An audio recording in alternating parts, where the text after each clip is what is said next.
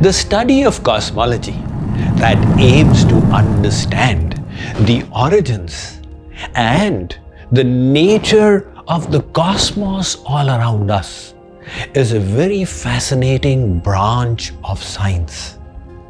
Even more fascinating is Vedic cosmology. How our ancients understood the nature of the universe even more insightfully than where science is just about reaching today. Don't forget that until a few hundred years ago, the Western world believed that the earth is flat, while in our heritage, the name for geography is Bhugol. Gol, that earth which is round, its study is geography. So before we go into its further depths, here's a story to relish from the Puranas. We have heard of Indra, the king of the celestial abodes. It is said that once Indra commissioned Vishwakarma for the making of a mansion like had never existed. Vishwakarma engaged in the work and was getting exhausted. In desperation, he prayed to the Lord for deliverance. Shri Krishna appeared before Indra and said, Devaraj, such a huge house is getting made. How many Vishwakarmas have you engaged in it? Indra was astonished. Maharaj, I thought there is only one Vishwakarma, like there is only one Indra. The Lord smiled. By virtue of his Yog Maya, he began bringing ants to Swarglok. And that further astonished Indra. He said, Maharaj, what are these ants? Where are they coming from?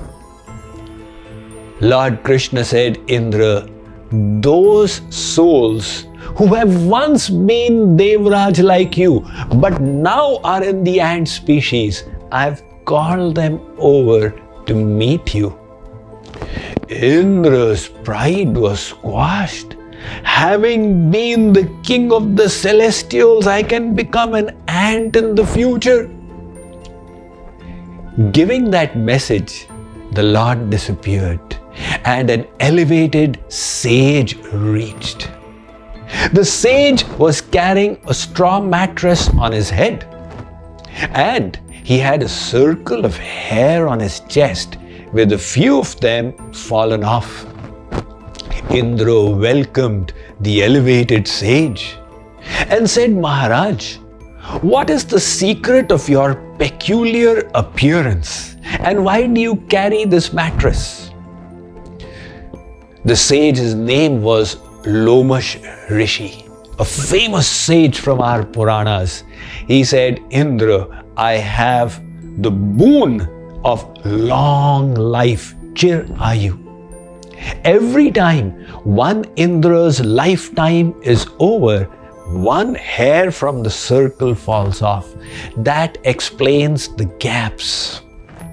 My disciples, they propose to build a house for me, but I tell them life is temporary, so I carry the straw mattress. On rainy days, it keeps me dry, and when I wish to sleep at night, I lay it down and lie over it.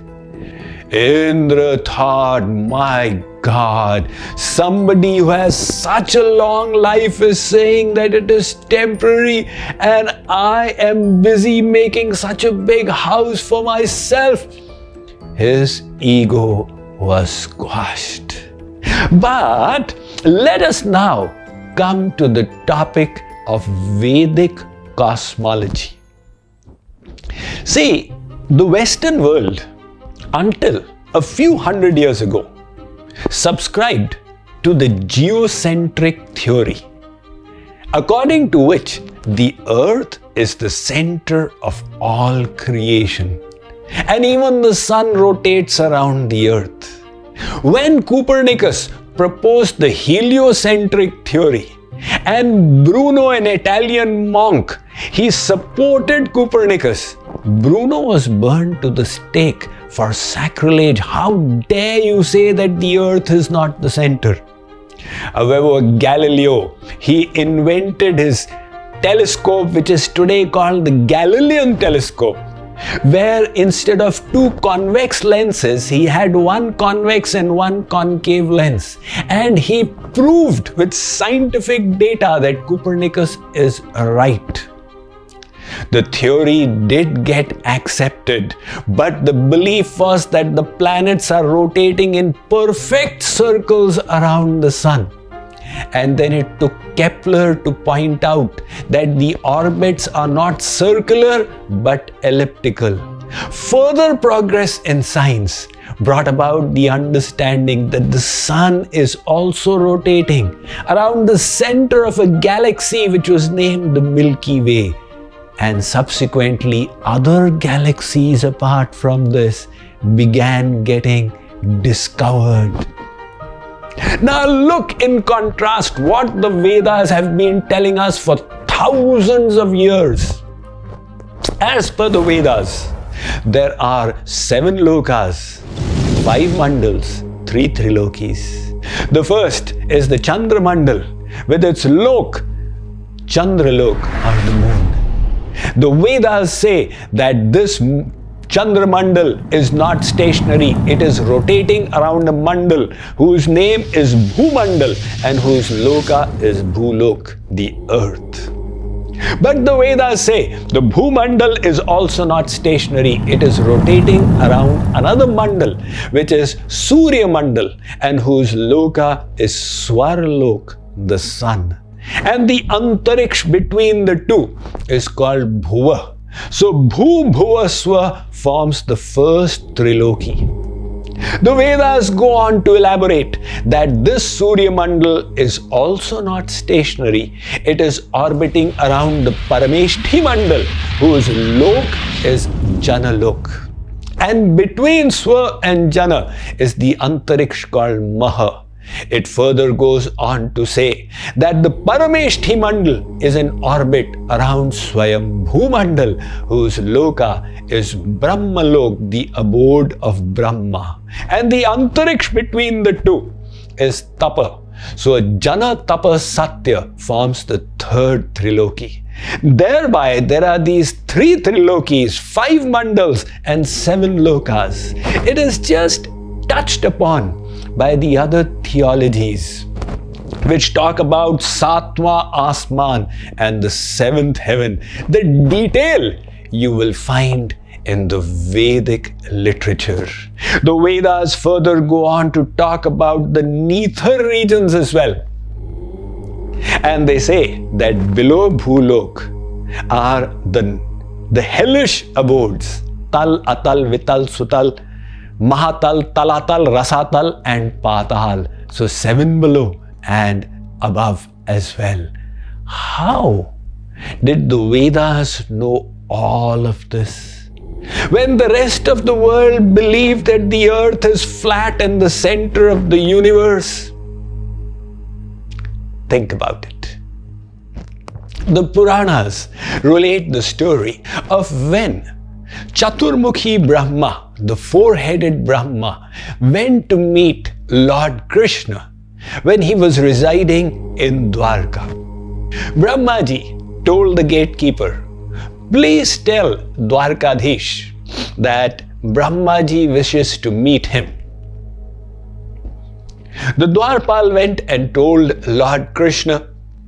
Sri Krishna said, "Ask him, which Brahma is he?" When the gatekeeper came and asked, Brahmaji was puzzled. "I thought I was the only Brahma. Is there any apart from me as well?"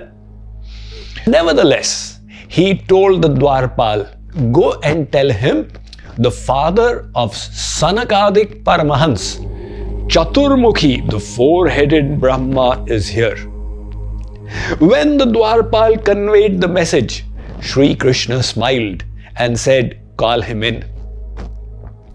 In Lord Krishna's presence, Brahmaji offered his respects.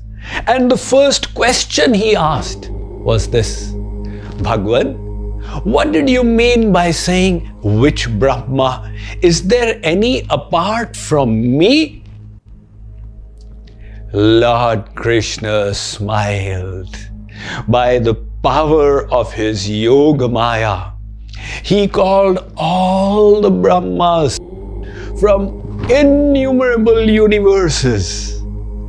They all were coming and offering their obeisance to Lord Krishna. Our Brahmaji saw there is one Brahma with 100 heads. He thought, my, I have 4 heads. He has 100. How big will his universe be? And then there were Brahmas coming who had 1,000 heads. How big would be their universe? And there were also Brahmas coming who had 10,000 heads. And there were such Brahmas arriving who had 1,00,000 heads. How big would be their universe?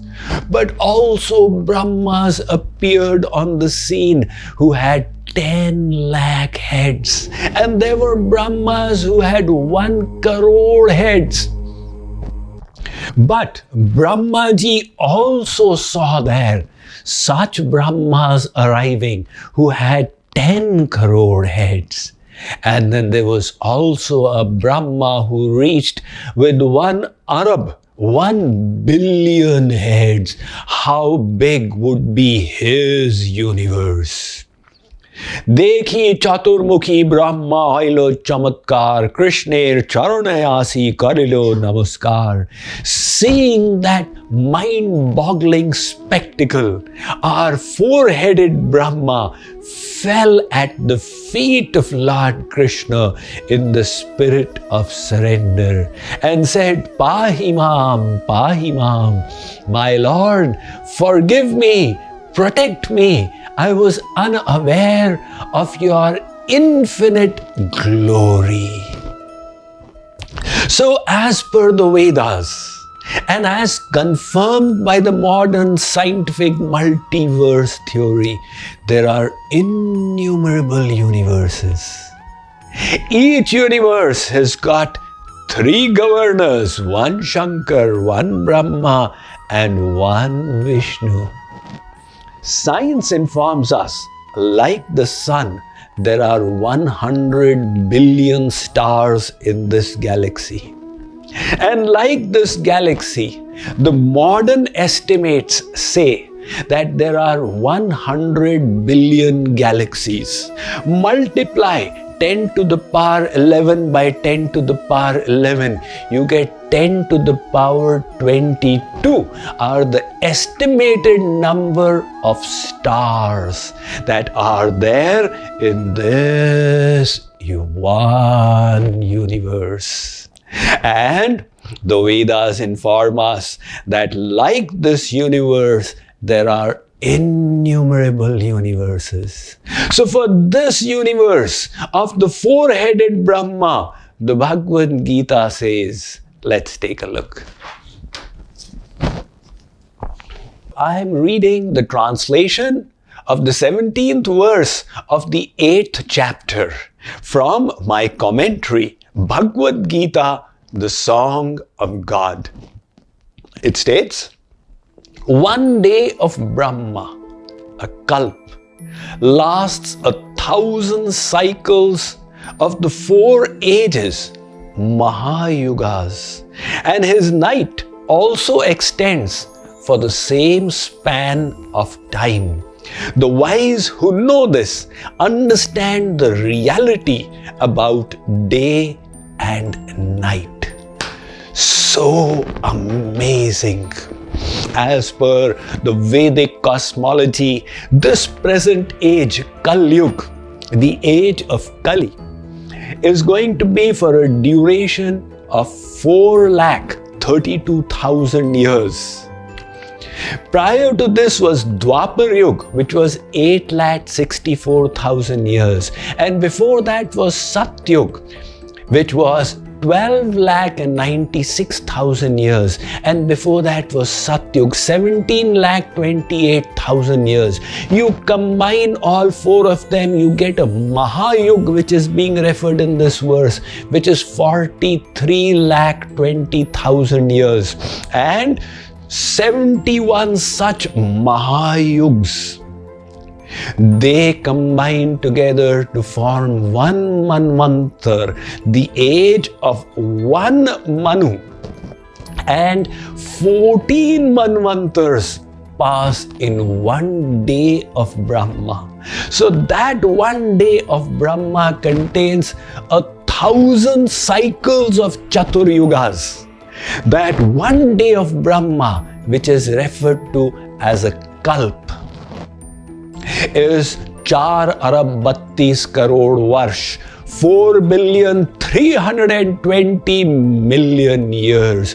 This is the biggest unit of time in the world, 4,320,000,000 years. So at the end of Brahma's day, there is partial pralay, where the earth, the lower abodes and some of the higher abodes, they dissolve. And at the end of Brahma's entire lifespan, there will be Mahapralay. So what is Brahmaji's entire lifespan? 100 years, with each day of that year equal to one kalp. So that is 311 trillion 40 billion years. So this is talking about this universe of one Brahma. Like this, in the realm of God, there are so many material universes, and all of them put together form 1/4 of God's creation. 3/4 is beyond the realm of Maya, that is His divine abode. From that 1/4, within that one universe, within that one galaxy, within that one solar system, and within that one earth planet, in that one country, one state, one district, one city, one colony, one house, and one tiny soul. How insignificant we are in front of the splendorous glory of God. Thinking that, let's cultivate this super excellent virtue of humbleness, of humility.